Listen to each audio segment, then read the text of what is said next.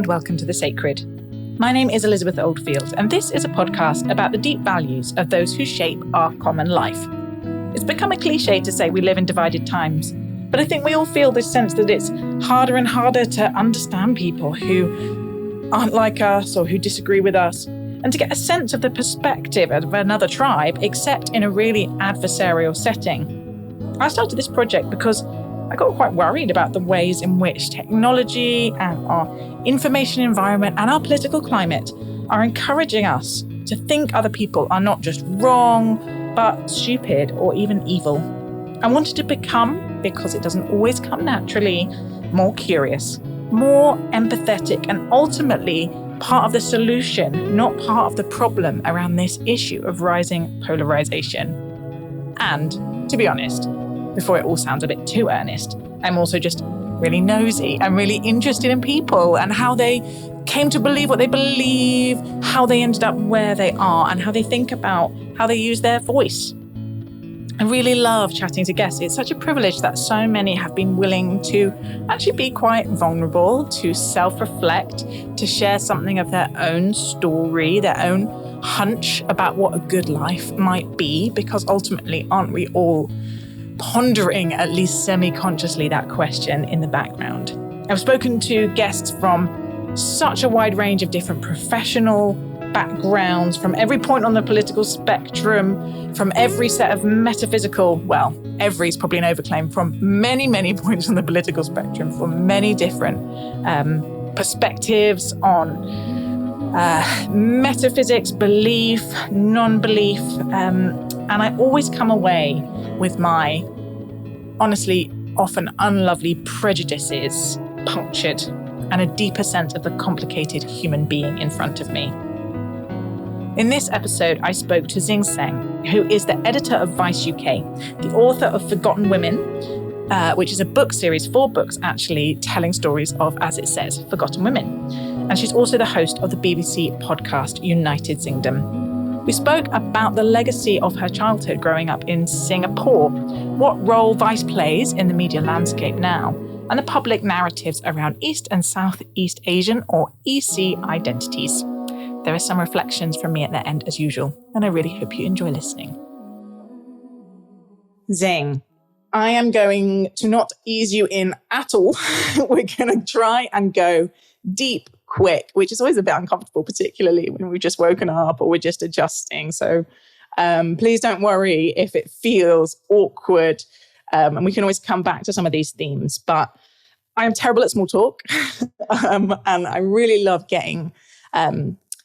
creating space for people to self-reflect actually about the principles, the ethical values that have shaped their life. And so much of this is often unconscious and we're not encouraged to think about it very much. But you've had a little bit of warning that I would ask you what is sacred to you. And you can really take it in any direction that you like. I hope it's been generative. Something has bubbled up anyway. Where did you start? It was difficult actually, because I guess sacred for me always has connotations of religion. And I don't know if I've ever talked about this before, but basically when I was growing up in Singapore, I inadvertently got sent to quite a religious school. And my mum will fully admit to this, pure laziness on her part. She just picked the closest school possible to where we lived at the time.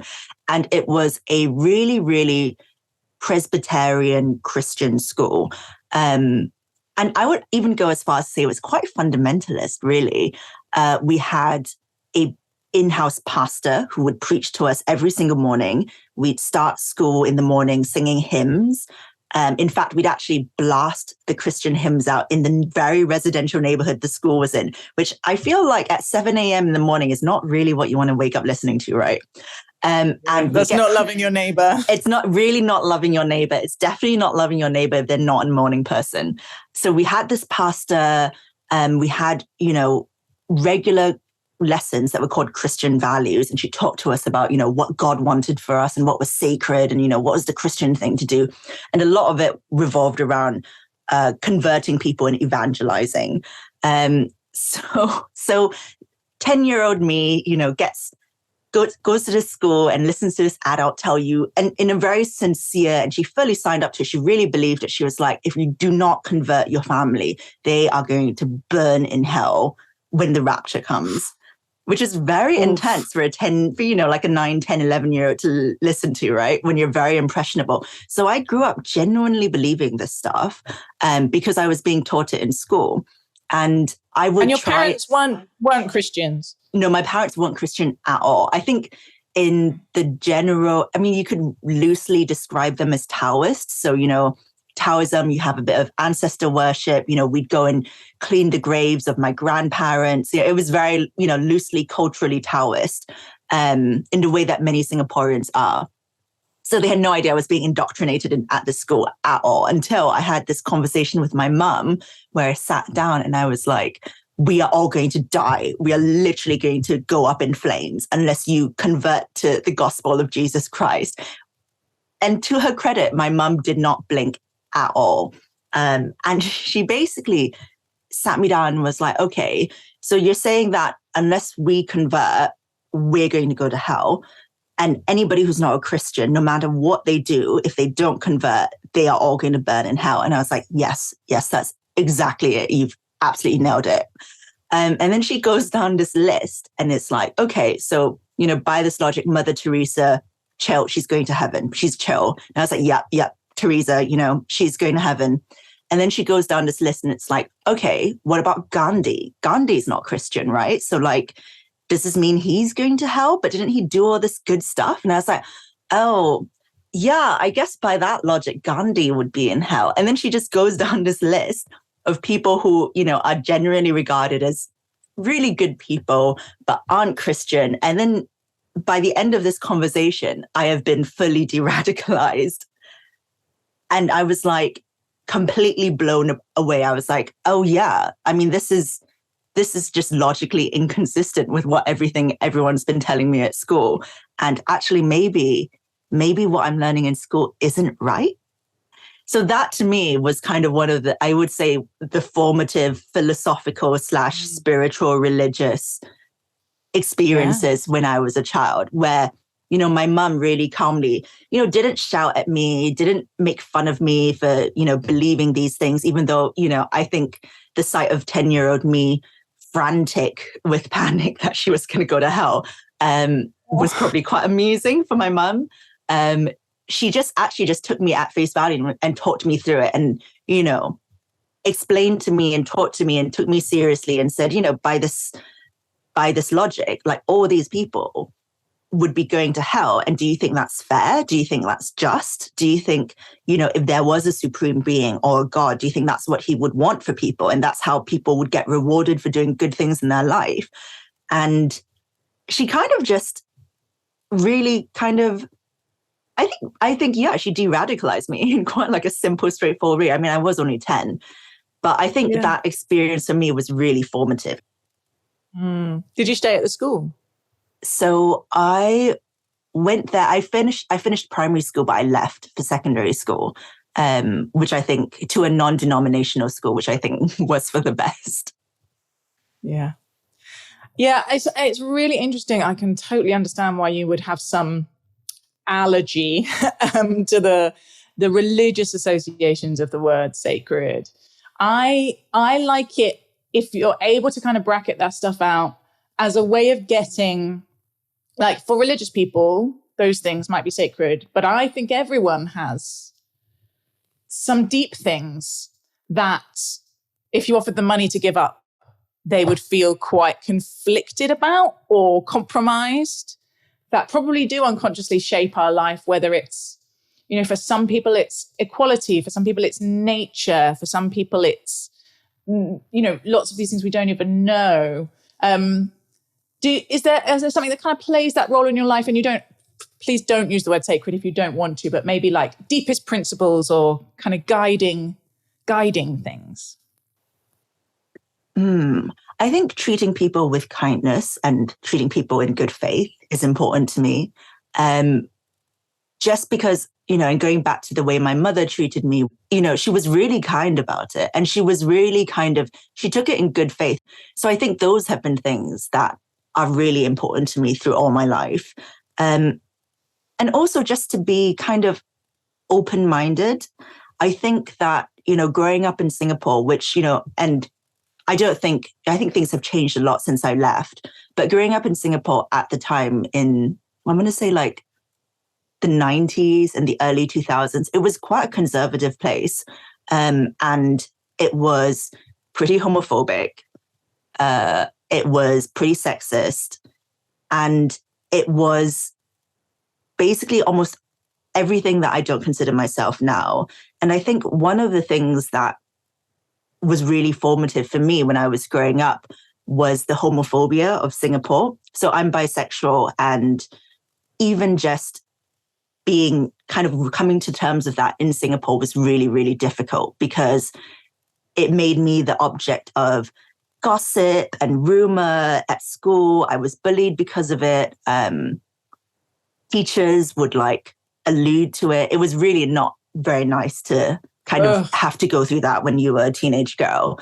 And one of the things that I remember most clearly was when I was kind of becoming, I think I must have been 16 or 17, Singapore made this big deal about, finally letting people put on a play about homosexuality. And the reason for that is because in Singapore, you have to send all your plays through to the government censors to make sure there isn't anything that could, incite disharmony in the country or something like that. And this play got through and they put it on. And I remember watching it. And for me, it was a really big deal. It was a play about two gay men, not my experience at all. But I was still really excited because I was like, oh my God, this is a play about my community. This is amazing. I'm really into the theatre and the arts, and this is so cool. And then I remember going there, and then I remember seeing a bunch of a couple of guys looking quite shady around the public bathrooms in the play, in the theatre. And I turned to a friend and I was like, what's up with these guys? And he was like, oh, they're undercover cops. They're just here to keep an eye on everything. And I was so shocked. And I was actually kind of disgusted, to be honest. I was disgusted at how small-minded the police were to think that a play could have any kind of, I don't know, what did they think was going to happen? That a bomb was going to go off? It just didn't make any sense to me. So one of the things that's been really important to me in all my life is just to be really open-minded about stuff. Because if I'd kind of bought into all of that when I was growing up in Singapore, I would have turned out to be a really unhappy, really closeted, closed-minded person. And I cannot imagine the kind of life that alternate reality me would have had. I don't think it would have been a very, very happy one. That's really helpful to get a snapshot of some of the kind of intellectual, political air that you were breathing as you were growing up. I'd love to hear, if it's all right, a little bit more about Taoism, about how you think that shaped maybe your family, if at all, and the wider culture, because it is something I've been reading about, very interested in recently, but don't have lots and lots of knowledge about. Yeah, Taoism is really interesting. I mean, I feel like you probably intellectually have read way more about it than I have. But for me, growing up, the experience is very much embedded in kind of just the everyday social fabric of me and my family's lives. So we have, and we still have an altar in our home in Singapore with pictures of my grandparents. We offer them food. So we leave kind of nice plates of food, bowls of fruit for them, make sure the altar's always stocked. Occasionally we kind of pray to them with joss sticks. Hilariously, my parents never really told me what to pray, so I would just make it up in my head. Hi, Grandma! Hi, Grandma. I hope you're okay. And every year, so there's this kind of celebration called Qingming, which is where you go to the graves of your grandparents or your ancestors and you kind of clean it up. You make sure it's nice. You pull out any weeds, you leave flowers, you leave offerings of food. You kind of wait around a while. Sometimes you burn offerings. So for instance, you might have heard of this thing called hell money, which sounds really ominous, but really it's just paper cash really that you can burn, or, paper joss, can't remember what they're called in English, but it's basically paper money that you burn in like a tin can or something. And it's meant to kind of go towards your ancestors in, the next life, in their afterlife. So they have a little money to spend in the afterlife. In Hong Kong, you can get really, really elaborate paper offerings to burn. So people have burned, I've seen like paper Armani shirts get burned, paper BMWs, like little ones, get burned. Paper flats get burned, like miniature flats, and apartments get burned. And the idea is when you burn it, it goes to your, grandparents or ancestors in the afterlife. And then after that's done, then you kind of give these, I guess you would call them sort of like stone ingots to the youngest person in the family, which is usually me. And then you throw them on the floor. And if they come up a certain way, that's the sign that, your ancestors are kind of done with all of this. They're kind of like, they've eaten well, they've got the presents, they're cool. And then you can take the food home and you can eat it yourself. And what happens if they come up a different way? Are they like, nope, that's for me. I'm still hungry. Yeah, you just have to wait around. This is the thing, like eventually you just like end up throwing it on the ground like multiple times trying to like get the right combination. So all of you can like go home and eat the food. So interesting. And you've painted such a vivid picture of it. Is it, Singapore's quite mixed religiously, right? Obviously, you went to a Christian school. There's a Taoism. How does that religious diversity show up? Is it quite harmonious? Is there friction? It's really interesting because I think the Singapore government has done a good job of trying to make sure that all these different religious groups and ethnic groups get along. So even in, the pledge for Singapore, which school children have to recite every day in school, it talks about how, we have all these different races and groups living in harmony. There are four main, I guess, ethnic groups. So you have Chinese people who are the dominant group, and they have the biggest numbers, basically. And then you have Malays who are kind of like indigenous to the region. So, they are kind of, you get Malay people in Malaysia, you get Malay people in Singapore. They're kind of like indigenous people to the region. You have Indians who migrated over from India to Southeast Asia. And then you have, I guess the Singapore government call them other. I guess in the UK, you would call them mixed race. So we call them Eurasian. So they're a mix of kind of like Europeans and Asian people, kind of mixed race people. And the Singapore government goes to quite a long way to make sure everyone gets along, which is why I think, I was talking about the Singapore government censoring plays and plays having to go through the government for approval. The government's argument is that we have to make sure that every single group gets along. So that's why we have to maintain quite a tight grip on the kind of cultural output of the country to make sure nobody's, accusing the other group of doing something or whatever. I think those years when I was younger were really tightly controlled. I think now it's slightly more relaxed, especially with the internet. People discuss things a lot more openly than they used to. But the Singapore government still tries to crack down on a lot of freedom of speech. And I think it's really to people's detriment. Yeah. What prompted your move to the UK? I would actually say, if you ask my parents, they would say, there was better educational opportunities in the UK. But I would actually point to that experience at the theatre as being like the thing that made me go, I don't want to be here anymore. Because it made me think, I can't be somewhere where people in authority trust us so little that they feel the need to send undercover police in. And I know, in the UK, if you go to a protest, there's undercover police, It's not something that's unique to Singapore, but I think there was something about the fact that I was so young, so excited to see, my community represented on stage in Singapore in a place where I thought I'd never get to see this happen. And then having that completely crushed by the fact that there were cops there, I think that was the thing that pushed me to want to be somewhere else. Yeah. And did you know that journalism, writing and editing was your thing from quite early, or was it more of a zigzag path? No, I think it was more of a zigzag path. I'd always been really interested in writing, but mainly more creative writing.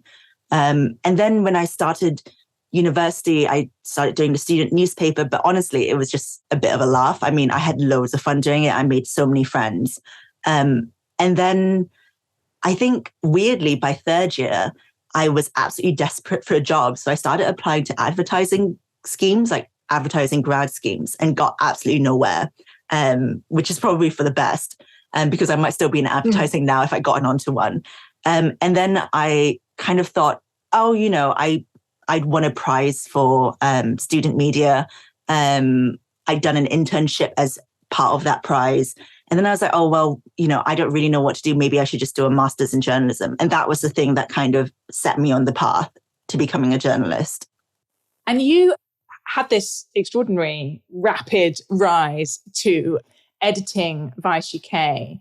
I wanted to talk about how you think about your public voice and your public platform and the influence that people who edit outlets in particular have. My first question was just, for those who haven't come across Vice, how would you describe it? And I was laughing because you shared a really funny thing on Instagram from, I think, End of the Road Festival, with the thing that was like tongue-in-cheek descriptions of the different outlets. And it said Vice, like middle-class public schoolboy explaining street culture or something. And you were there standing next to it. And I was like, they're a little bit out of date here. But I was trying to think how I would describe it. But I'd love to hear in your words, like, what's this kind of tone and position in the wider media space? I mean, I would describe it as youth media. I think we are still very much catering for the demographic of people who are in their years at university, in their 20s, in their early 30s, basically people who would self-define as young people. I mean, I still do, even though I'm in my 30s. When do you have to give that up? I'm not sure I'm ready. I don't know. I'm maybe never. Who knows? Maybe we'll be the generation that never gives it up. I've started gardening and I feel like that's a death knell. But I've started gardening as well, but I'm trying to make that cool. So youth media, I think our politics are progressive and left-wing, LGBTQ friendly, inclusive. We are very much about kind of holding people to account. I'm trying to think of different issues we could like take as, we're very pro-union. So we're very pro kind of like tax to billionaires, give people back power, people's, especially young people's lives are not as good as they could be. And it's because people are trying, people are basically taking away from the state, taking away from society, taking away the opportunities that young people should be having. And I think that's really obvious now when you look at stuff like, oh God, the windfall tax, the lack of a windfall tax, billionaires like Elon Musk and people like that would rather be developing space stations on Mars than investing in the future of the planet. So yeah, I think that's how you could describe our politics. I think we are very much aware of the fact that a lot of the media does not serve young people. So for instance, you see everything about the cost of living crisis happening now in the UK. And what I haven't seen is, any outlet besides us start talking, about how this is going to affect young people. Why is renting so expensive now? Why can't young people afford to buy their own place? Why is housing impossible? Why can't people find jobs? Why are young people being made to jump through so many hoops just to get a job? I graduated in the last recession and I see a lot of the rumblings of what I and my peers had to go through starting right now. And I think it's probably going to be a lot worse actually for people who are leaving university right now. Yeah. And how do you... I was reading and enjoying a bunch of stuff in the last few days, but I don't feel sorry for editors in general, but I having led something much, much smaller, I'm aware that you can kind of write and you can build and you built all these great platforms and there's more freedom, right, when you're a content creator than when the buck stops with you, and the whole kind of tone and positioning of the thing comes from you. And Vice fascinates me because it's trying to, and is, I think, succeeding often to do really quite hard-hitting news pieces, shining light on injustices or things that need reporting for young people, all very mixed in with, like you did a very funny piece on roasting Carrie Boris's flat renovation. Be like, they paid £3,000 for this. Here it is on Etsy. It's £15. Yeah. I was like, it feels like Zing just had a day where she was like, I need to write something fun. Yeah, I mean, well, this is it. I think what I really like about working at Vice is that it's got a sense of humor. Yeah, we do a lot of serious reporting, we do a lot of serious stories, but we also know that people like to have a laugh. And, a lot of the world is very depressing. And if there's a serious story that makes you want to pull your hair out, but you can do it in a funny way. So maybe people, have a bit of a laugh while also getting educated about, just how much Carrie Simmons spent on that wallpaper, then we're always going to go for that. Because, I mean, to be frank, most of the world is pretty depressing already. Yeah. I think that's what, when I was trying to think about it, that's what feels quite distinctive. You have basically satire outlets and humor outlets, and then serious news outlets. And Vice seems to me to be trying to do both in a way that's quite unique. Do you come up, are there tensions? Are there like editorial meetings where you're like, we absolutely can have that story nowhere near anything funny, or kind of vice versa? Yeah, it's funny. I was just discussing this with the freelancer about the cost of living stuff. Can we make fun of how awful everything is? Or is that kind of disrespectful to the people who are struggling with their bills at the minute? And I'm kind of like coming up with a balanced kind of viewpoint on it. I think as time goes on, maybe people will start to acclimatize to how expensive everything is, and then we can have a bit of a laugh about it. But I think right now, when you're at the start of the crisis and people are panicking, it's not very helpful to go in straight with the kind of satire angle. Yeah, it's a really, it's a difficult needle to thread, I think. One of the things I've been reading and listening to you talk a lot about is ESEA identities, East and Southeast Asian identities. Yeah. Can you just unpack that acronym a bit for us? So basically, East and Southeast Asian identities, or ESEA or EC for short, is actually, I think, a relatively new term that's become popular over the last few years. And basically, it was kind of in recognition of the fact that when you say Asian in the UK, a lot of people just automatically think of South Asian, when actually there's quite a large ESEA community in the UK. It's relatively spread out. So, even, the oldest Chinatown in the UK, which is in Liverpool, or the biggest Chinatown, which is in London, the communities are relatively small. But, taken together, we're still quite a big minority in the UK. And during COVID, what we saw was an increase in anti-ESEA hate and violence. And I think that what that pandemic did, as terrible as it was, it's really galvanized a new generation of ESEA people into kind of thinking about their racial and political identity in a different way, specifically in the UK. Because Asian American politics and Asian American identity actually has a really, really long history over in the States. But Asian identity, specifically East and Southeast Asian identity here, there hasn't been, or at least, to my knowledge, and I'm no academic, so, please correct me if I'm wrong, it hasn't had that same history. And not that many people in the diaspora have kind of thought themselves as necessarily all being part of the same community. But I think COVID really brought that to the front, especially if you had that experience of being discriminated against or harassed because of the way you look. It makes you think of your community in a completely different way. And there are so many different kind of ESEA communities in the UK. We have Filipino communities, we have Chinese communities. Within that community, we have people from Hong Kong, from Taiwan, from mainland China. You have Singaporean Chinese people like me. It's basically huge. And I think what the pandemic really did is it brought a lot of those people from disparate groups together who might have been divided through nationality, through kind of heritage in whatever way. And it brought them together and made them start thinking of themselves as a group, because everyone else was thinking of us as a group. Yeah, it is. I mean, the phrase Asian is just so unhelpful, isn't it? Like, for how much geographic spread of the globe we are trying to, it's a bit like the word religion. It becomes sort of almost useless as a descriptor because it's so broad. So it's helpful to have a bit more granularity there. And I'd love to hear a bit more. I was listening to your lecture, Yellow Peril, and I'd love you to say a bit about some of the tropes, stereotypes, narratives that have been used against often ESEA people, and where you see that showing up in the media that we consume. Oh, so many. I guess one of the things I always talk about is the way East and Southeast Asian women are portrayed in film and TV and the media. So it's often really sexual. It's really objectified. And this kind of shows up in different ways. So you have, the women who are kind of tiger mums. They're really aggressive. They are really overtly sexual. And I don't know if you watched that new Netflix show, Sandman.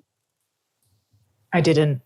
So there's one episode where that takes place in a diner, and it's kind of a prism of society. And then a guy comes in and he's got this magical object that makes everyone stop lying and do what they really want to do with their lives. And there's only one, to my knowledge, there's only one East or Southeast Asian actress in the whole show. And she turns up in that episode as a really high-flying tiger mom type CEO, really high-powered, classic trope. And then she turns into this really sexually aggressive woman who goes after this younger man. And again, this kind of falls into this trope of the hyper-aggressive, hyper-sexual dragon lady. She's kind of powerful, she's aggressive, she's scary, she's like overly sexual. And then the flip side of that is that you have this kind of wilting lotus blossom kind of flower woman who's really submissive, who's really shy and meek, who falls in love so quickly and so dramatically. And then she always does something dramatic to kind of show that she loves, whoever she's fallen for. You see this trope happening in something like Memoirs of a Geisha, in Madame Butterfly. It's really, really a decades-old sexual trope. And they're kind of two sides of the same coin. Either way, no matter who she is, the Asian woman ends up being objectified and sexualized. She isn't seen as someone with her own mind or her own desires. She's only ever positioned in relation to who wants her, who wants to have sex with her, who does she want to have sex with, who does she want to be with. And that's really limiting. And that's classic objectification. What do you think shows up in the way we portray East and Southeast Asian men? So the classic stereotype for East and Southeast Asian men is that they are hyper emasculated. So they're kind of these dorky nodes. They're kind of these like nerdish guys who are really good at, science or maths, but they are hopeless around women, and they're really socially awkward and are never ever successful with girls. So that's kind of almost the flip side of that, of the female trope, really. And it's really interesting because if you look back at history, especially in the UK, in the early part of the 20th century, there were quite a few kind of Chinese sailors who came over to the UK and settled down with white women. And there was this whole kind of yellow peril panic in the press about it. And, journalists were writing stuff like, these women who shacked up with these quote unquote Oriental men, they started looking older, they started looking, aged, they started even looking a little bit Chinese themselves. And it was this whole kind of panic around the kind of sexual prowess of Chinese men. Yeah, it was almost like the stereotype or the cliche or the stereotype or the trope of the emasculated, sexless Asian man emerged as a result of trying to control this idea that, all these kind of East and Southeast Asian men coming into the UK and taking these white women were somehow more successful than white men in the UK at getting women. It's really interesting. And I've done a bit of reading around it. I would love to read more. There is some academic writing about it, but I honestly think that the tropes that have come up in response to East and Southeast Asian people are really fascinating, and they're not really kind of dealt with in the same way that we might, point out as racist a trope about any other ethnicity. Yeah. As an editor, I'm just trying to work out how to frame this because all of the language is so loaded and I don't even know how to describe the kind of crazy knot we seem to have got ourselves in. But I want to talk about kind of identity politics as a shorthand. This increased space that has been created over the last, I'd say particularly 5 years, to talk about how group identities interact, these kind of stereotypes, some of the challenges that people from different groups face in society around race, around gender. And you've written about feminism, you're bisexual. There's loads of ways this crosses over. And I know that Vice is really comfortable with creating platforms for a wide range of voices. Where do you think we are with that in society, given there is also a lot of people who feel worried about the direction of travel or feel like things can go too far with focusing too much on group identities, the war on woke, that kind of backlash type response? What do you think's going on? Do you feel broadly hopeful that we're moving in the right direction? Do you think there are some problems with the way some of this works? I mean, I feel broadly hopeful, I think. I think the next challenge for us, the big us, society, the world, whatever, is to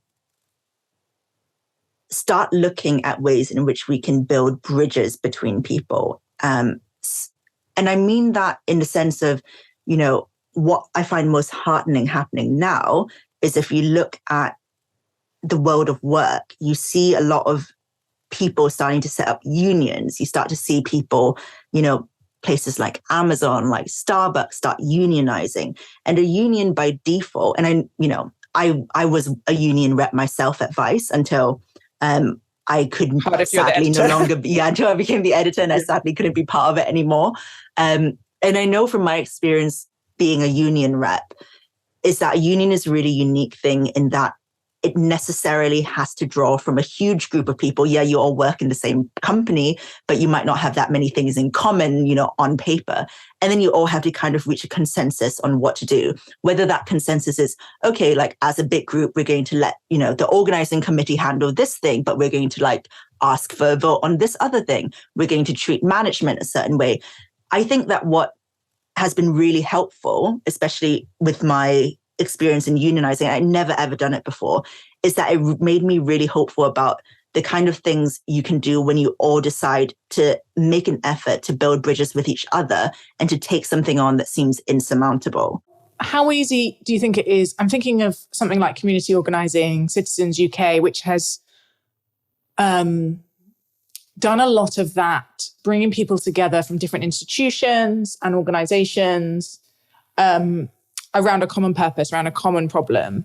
But because they are bringing people together who are so different, it might be the local mosque and the local church and the local school and, institutions that don't themselves have anything in common, bringing together people who might actually have very quite deep and painful disagreements on things like gender or on their politics, for example. They have had to develop practices to help people just be like, yes, this person might disagree with you on gender. Yes, this person might actually have a real problem with your religion, might have a real problem with your sexual orientation. These things that's so really hard to tolerate difference around. How do you have a sense of how unions, or I guess more, this is, again, I'm asking you to fix the world, collectively society, what are the things that can help us go, yes, this is important to me. Yes, I think you're deeply, deeply wrong. And I'm going to work with you, or I'm going to live beside you, or I'm going to build a society with you without feeling like you are just beyond the pale. Like I can't, you are a group that I can't be anywhere close to. I think honestly, it comes down to personal judgment.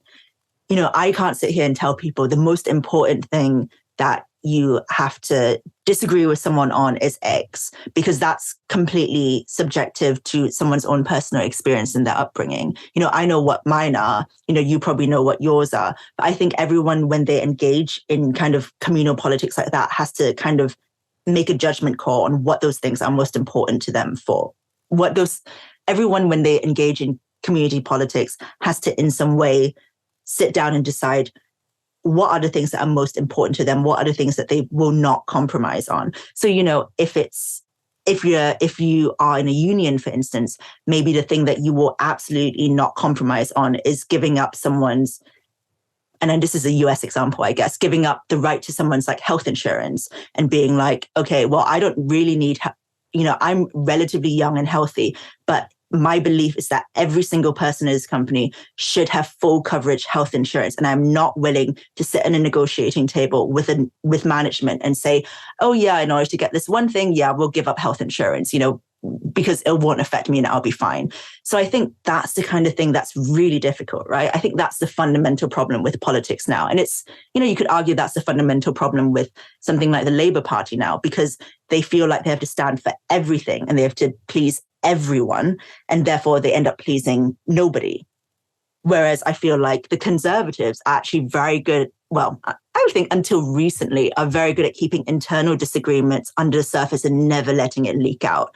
And that's why they've been so good at holding on to power. But I think that's one of the main problems of politics. And I think it kind of boils down to people actually have to figure out what is most important to them. What are they not willing to compromise on? Who are they not willing to get in bed with? What have you learned, maybe as a union rep, maybe as an editor, maybe as someone of ESEA dissent, navigating some of the prejudices around that? What have you learned about what helps us navigate these moments of deep disagreement, these deep divides, these rising divisions? Is there anything that you've been like, yeah, that helps us keep seeing each other as human, that helps us stay in the room, that helps us be part of the problem, be part of the solution, not part of the problem with growing division? I think it's my firm belief that no matter how different people are, you'll always find at least one thing you can empathize with or sympathize with or agree on, no matter how different you are. And I think part of that is because, Singapore is not a very big country. Not a lot of people can even point it out on a map. Not a lot of people know anything about it. And because of that, I've had to approach a lot of people from the perspective of they don't know anything about me or where I'm from, why I speak a certain way, why I might know who Mr. Bean is, but have no idea who Mr. Blobby is. That was my experience when I first came to this country. And I think that by necessity meant that I had to get very good at speaking to people who on face value, I had absolutely nothing in common with.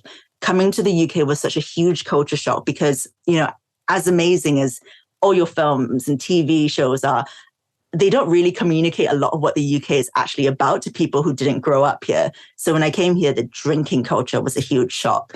The culture around like taking the piss, and it's a loving way of showing that you're affectionate with someone, that was a huge shock. I turned up and I genuinely thought everyone was horrible and hated each other. And that was why they were so horrible to each other all the time. So I think my experience is that no matter how different you may initially seem to each other, there's always at least one thing that you can either sympathize or empathize with, if not like outright agree on. And I think that's been really helpful in meeting people. And also, in my job, I've had to speak with a lot of people who I have absolutely nothing in common with, whose lives have been so different from me. But I've always been able to find at least one way in to kind of making them understand what I'm about. And so I can understand what they're about. I had one interview where I interviewed someone who was a gang member who had attacked a woman with acid. That was, I think a lot of people came up to me afterwards after seeing that and they were like, that must have been so scary. You must have been like terrified. And to be honest, at the time, I wasn't scared at all because before we went on camera and we did the interview, I was talking to him about, growing up around East London, which is where I live. And he was like, well, I got found with a knife, which meant I went to prison for possession. When I came out, I couldn't find a job. Even Tesco didn't want me. And, I had to make money. I didn't want to rely on my mum. And so I joined a gang and I started dealing drugs. And I was like, you know what? I have never experienced anything like this in my life, but I know the feeling of not wanting to let my mum down and not wanting to disappoint her, not wanting to be a burden. So I kind of know what you're about. And that's kind of how you just build connections with people. You can meet someone who on paper might seem, the last person you want to have a conversation with. But if you talk to them, you can always find something to chat about. I mean, that's kind of my firm belief. It's probably what a lot of journalists think, to be honest. That's why we're in this job. Yeah. Zing Tsjeng, thank you so much for speaking to me on The Sacred. Thank you so much for having me.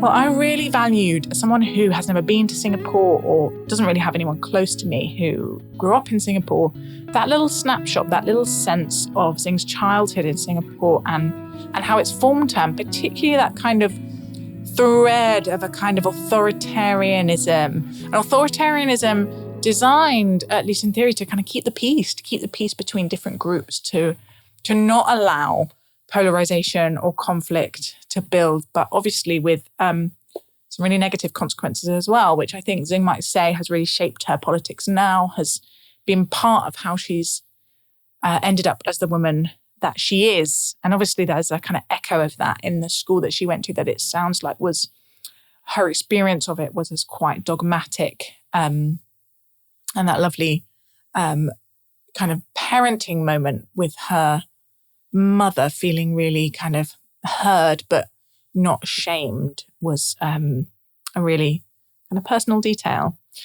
I really enjoyed the little insight into it's confusingly often, so Taoism and Taoism are functionally kind of referring to the same cluster of beliefs and practices, but they're sometimes spelt with a T, sometimes with a D, sometimes said with a T, and not always matching up. Some people write them with one letter and it sounds like the other when they say it. And that took me a little beat to work out when I first started reading around this. But it's just a kind of lovely and obviously very funny anecdote of a family practicing that. And I can just imagine young Zing's kind of impatience while also really wanting to honor her ancestors.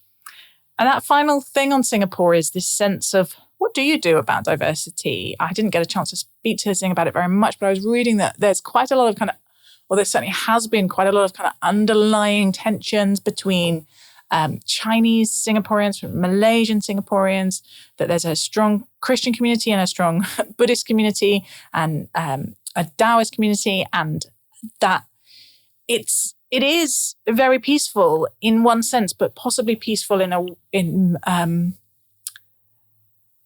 as a consequence of the government being extremely careful about what's allowed to be said in public. And it was a new thought for me that actually there might be such a thing as too much peace or too much harmony. There might actually diverse societies where people believe and belong and behave differently from each other, which fundamentally is all societies, although in some the differences are more obvious, that actually there naturally probably does need to be a bit of fractiousness, a bit of noisiness, a bit of rubbing each other's corners off, as long as there's enough freedom for people to express their particular culture or religion and enough shared institutions and shared stake in a common life to kind of hold the thing together. I really... this conversation left me thinking a lot about East and Southeast Asian identities, ESEA identities, which is this new acronym to kind of complicate this badge, Asian, which has been the descriptor for people with heritage in such a vast geographical swathe of the earth that it does become kind of not massively useful. And this is a hugely lowbrow reference. That's all right. I am quite lowbrow. It was making me think about Pitch Perfect, which I will defend to the death as a kind of masterpiece of uplifting a cappella college film nonsense, bubblegum goodness. But which I rewatched recently, and it's very stark about how much we've changed and how much has moved on positively in terms of representation, because it's just sort of painfully stereotyped in the characters in a whole range of areas. But the EC, the East and Southeast Asian identity character, is a member of the a cappella group who is female, and so hard are they playing on this stereotype that Zing mentioned that she is so meek and demure that you can't hear what she's saying, and the camera cuts to her and she kind of mutters under her breath, and none of the other characters can ever hear what she's saying because she is, as Zing says, this kind of wilting lotus blossom, passive, quiet, kind of bland character, really, that doesn't really ever, as a kind of gag at the end where it turns out she's got this incredibly low, powerful singing voice. But that was what was coming to mind when Zing was talking about that stereotype. And I hope after this conversation, I will be a bit more alert to those kind of tropes that we see And hopefully through Zing's work and others, we'll begin to see more complicated characters, more diversity of stories told, as we reflect the kind of complex human lives and characters of those who happen to come from that part of the world or whose ancestors did. Thank you so much for listening to this episode of the Sacred Podcast. My name is Elizabeth Oldfield. Our production team are Daniel Turner and Lizzie Harvey, and our music is by Luke Stanley with vocals by Lizzie Harvey. The Sacred is a project of the think tank Theos, and you can find all about our work on theosthinktank.co.uk. And I would love to hear from you. I get a chance to reflect out loud at the end of the episode, but if you have thoughts that this conversation provoked, things that you really agreed with, things that you massively disagreed with, guest suggestions, please do get in touch. Our email address and all our social handles are readily available in the show notes. Until next time.